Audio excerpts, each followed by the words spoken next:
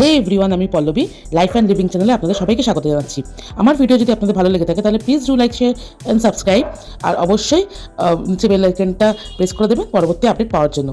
আমি এই টপিকে আজকে যে টপিকে কথা বলতে যাচ্ছি সেই টপিকে এর আগেও ভিডিও বানিয়েছি। যদি আপনারা না দেখে থাকেন তাহলে প্লিজ একবার দেখে আসুন গিয়ে, তাহলে আপনাদের বুঝতে সুবিধা হবে। চলুন আজকের ভিডিওটা শুরু করি। আচ্ছা, কনফিউজমেন্ট আর কোনো আপডেট দিচ্ছে না, আপনারা কি সেটা লক্ষ্য করেছেন? দেবচন্দ্রিমা এই কমেন্ট করার পর কিরণের কমেন্ট বক্সে, যেটা কিরণ পিন পোস্ট করে দিয়েছে, অলরেডি আপনাদের সেই প্রমাণ আমি আগের দুটো ভিডিওতে দিয়েছি।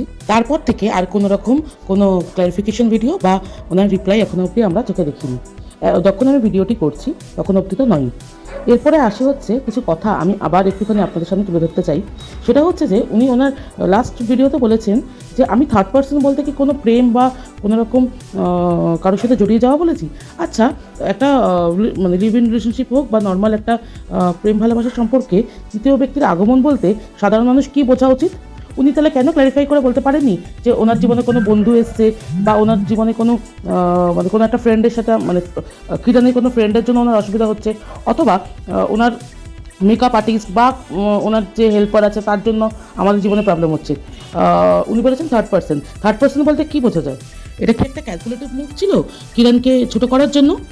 উনি থার্ড পার্সনটাকে জোর দিয়েছে যে আমি তো বলিনি ওটা কোনো মানে প্রেম ঘটিত কারণ বা সম্পর্ক আছে তার সাথে, আমি তো এরকম কিছু বলিনি। উনি এটা বারবার আগের ভিডিওতে বলেছে। আর থার্ড পার্সন মানে বোঝায়টা কি? যদি ধরুন ওনার কোনো বন্ধুকে নিয়ে ওনার সমস্যা থেকে থাকে, তাহলে তো ওনার ওটা ক্লিয়ারলি বলা উচিত ছিল যে অপোজিট পার্সনটার কোনো বন্ধুর সাথে আমার মানে প্রবলেম আছে ওনার থাকা নিয়ে, যেটা সে তাকে সরাতে চায় না, অথবা ওনার কোনো রকম মানে টেকনিশিয়ান বলতে আর কি, ফটোগ্রাফার বা ভিডিওগ্রাফার বা কোনো ওয়ার্ক রিলেটেড যারা হেল্পার আছে তাদেরকে নিয়ে প্রবলেম আছে। এটা ক্লিয়ার করে বলা উচিত ছিল। থার্ড পার্সন বলতে তো মানুষ এটাই বুঝবে যে কিরণ হয়তো কোনো মানুষের সাথে সম্পর্কে জড়িয়েছে। এটা একটু বেশি চাইল্ডিশ বা কিডিশ হয়ে গেল না? নাকি এটা একটা ক্যালকুলেটিভ মুভ ছিল যে কিরণকে একটু চরিত্রের দিক থেকে দাগ দিয়ে একটু গালি খাওয়ানো যাক? যখন কিরণ এটা ক্লিয়ার করলো তখন এসে উনি বলতে আসলো না আমি থার্ড পার্সন বলতে ওটা বোঝাতে চাইনি। তা আগে কেন বুঝিয়ে বলা হয়নি? এতদিন তাহলে গালি খেতে দেওয়া হলো কেন? যখন লোকে গালি দিচ্ছিল কিরণকে, ওনার তো এটা দেখার মধ্যে ছিল। আচ্ছা, ওনার প্রোফাইলেও তো বলেছে যে যারা আর কি ওই কিরণের একটা প্রেম হচ্ছে এটা ভেবে কমেন্ট করছিল, এরকম ধরনের হিন্ট দিচ্ছিল, উনি ওখানেও কেন ক্লিয়ার করেনি? যাই হোক, সেটা ওনার ব্যাপার। উনি তো সবসময় এরকমই করে থাকেন যে উনি ওনার এক্স হয়ে গেলে একবার, মানে the day someone become his x, সেই দিনটা থেকেই উনি আর কি তাকে খারাপ করা শুরু করে। তো উনি সেটাই করেছেন এবং ওনার ক্যালকুলেটিভ মুভটা খুব সুন্দর হয়েছে। দ্বিতীয়ত আসে আরেকটা কথায়, সেটা হচ্ছে যে এই কনফিউজ ম্যান বলেছে যে কারোর বেশি মানে লু আসলে বা কারোর বেশি পি আসলে, মানে আমি যেটা বলতে চাইছি যে কারোর মানে নেচার কল বেশি হলে আমরা বন্ধুরা অনেক সময় ইয়ার্কি করে থাকি। আচ্ছা, কোনটাকে নিয়ে ইয়ার্কি করে থাকি? যেটা ন্যাচারাল ব্যাপার সেটা নিয়ে না, নাকি কারোর একটা অসুস্থতাকে নিয়ে আপনি অনায়াসে বলে দিতে পারেন যে আমি আর এনজয় করলাম কোথায়, তুমি তো মুতেই কাটিয়ে দিলে? এই ওয়ার্ডটা আমার বলতে গেলে দুবার ভাবতে হচ্ছে, তাই নেক্সট টাইম আমি এই ওয়ার্ডটা ইউজ করবো না এই ভিডিওতে আর। তো বলি যে এই ধরনের ওয়ার্ড ইউজ করাটা কি ইয়ার্কি? আচ্ছা, আপনি তাহলে ইয়ার্কি আর ইনসাল্টের থিন লাইন পার্থক্যটাই বোঝেন না।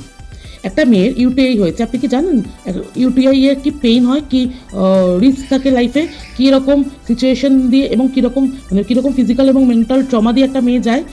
মেয়েটা বারবার আপনাকে গাড়ি দাঁড় করাতে হয়েছে, বা ধরুন বারবার মেয়েটার জন্য আপনাকে ওয়েট করতে হয়েছে। যতটা বেশি না আপনার পেন, তার থেকে অনেক বেশি মেয়েটার পেন যখন মেয়েটার মানে পি আসছে না, বাট মেয়েটা মাথায় ভাববে যে আমার আসবে, এক্ষুনি চলে আসবে।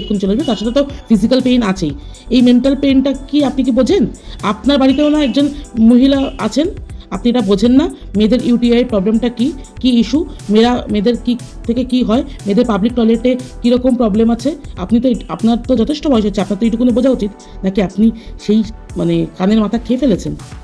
আই ডোন্ট নো, মানে আমার ভাবতে অবাক লাগছে যে আপনি ওরকম ধরনের ওয়ার্ড ইউজ করে সো কল ইয়ার্কির নাম করে বন্ধুদের সামনে আপনার গার্লফ্রেন্ডকে আপনি ইয়ার্কি করে ওরকম ওয়ার্ড ইউজ করতে পারেন। Very shameful, very shameful. আমি একটা মেয়ে হয়ে আমার ভাবতে লজ্জা লাগছে যে আপনি নিজেকে সো কল সোশ্যাল ইনফ্লুয়েন্সার বলেন। রিয়েলি প্লিজ আর বলবেন না। এইভাবে যদি মানে সমাজকে আপনি ইনফ্লুয়েন্স করেন তাহলে দরকার নেই। প্লিজ বি অ্যাওয়্যার আপনার ব্যাপারে।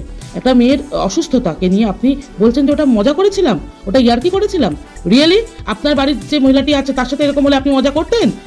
একটা ইউটিআই হয়তো মানে সেরকমভাবে মানে হয়েছে, সিরিয়াস হয়েছে, বাট ওনার কাছে মানে ইয়েতে প্রাণঘাতী নয়। কিন্তু পরের দিন কারো যদি একটা কার্ডিয়াক প্রবলেম হয়, আপনি সেটাকে নিয়েও ইয়ার্কি করবেন? আপনি না বলছিলেন যে কারোর একটা মা মারা গেছিলো বা প্যারেন্টসের মধ্যে কেউ একজন মারা গেছিলো, সেখানে গিয়ে নাকি কিরণ অনেক কথাবার্তা বলেছে, কি করে বলেছে, আর আপনি তাহলে কি করে বললেন যে মানে একটা কী বলে, মানে একটা শরীর খারাপে?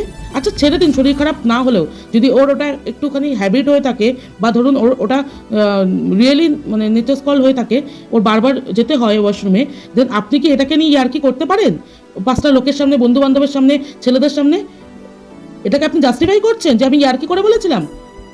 ছি, এটা ভাবা যায় না। দ্বিতীয়ত আর একটা কথা বলতে চাই যে আপনি বলছেন যে মানে আপনার লাস্ট ভিডিওটাতে যে আমি বলেছি না তুমি বলেছো, না আপনি বলেছেন যে কি কম্প্রোমাইজ করে দেবচন্দ্রিমা কাজ পেয়েছে। আচ্ছা, আপনার না এক্স গার্লফ্রেন্ড ছিল, আপনার তো এখন হেভি মানে দেখছি, মানে কি বলবো, সিম্প্যাথেটিক টুয়ার্ডস হার। তা আপনি কেন বাধা দেননি যে না তুমি আর এই ব্যাপারে কথা বলবে না, আমি শুনতে চাই না? সে আমার এক্স ছিল তো এক্স ছিল, তার সাথে আমার যা ইকুয়েশন সেটা শেষ হয়ে গেছে, আমি চাই না তাকে নিয়ে আর কোনো খিল্লি করতে। এটা একটু বেশিই বাড়াবাড়ি হয়ে গেল না মিস্টার কনফিউজ ম্যান? যে ও বলেছে, আর আপনি শুনেছেন, শুনুন, যে দোষ করে আর যে দোষটা সহ্য করে, বোথ আর ইকুয়ালি দোষী। ওকে, আমার অ্যাটলিস্ট আপনি যদি দেখেন, আপনার কমেন্ট বক্সে ভরে ভরে লোকে আপনাকে জুতো মেরে যাচ্ছে। এবার যদি একটু আপনার শিক্ষা হয়, জানি না এইসব মানুষদের শিক্ষা হয় কি না। আচ্ছা, এটা গেল হচ্ছে এই টপিকে আমার কথা বলা। এবার আসি, উনি বারবার একটা কথা বলছে যে অ্যাকাউন্ট। আচ্ছা, কিরণ কিছু জিনিস চেয়ে পাঠিয়েছে, যেটা উনি দিতে হয়তো নারাজ, উনি দিতে চাইছেন না, কিন্তু উনি বলেছেন যে আমি আমার অ্যাকাউন্টের লিস্ট পাঠিয়ে দেবো। রিলেশনশিপে থাকলে তো অনেক খরচা হয়েছে, সব খরচের হিসাব যদি কিরণ জোগাড় করে রাখে, আপনি সেগুলো ফেরত দিয়ে দেবেন তো? মানে খুব নিম্নমানের যে আপনার মানসিকতা এবং রুচি, আপনি আপনার রিপ্লাই ভিডিওতেই প্রমাণ করে দিয়েছেন। এবার আমি আপনার তরফটা জানতে চাই, আমি জানি না আপনি কেন জানাতে চাইছেন না। আর অবশ্যই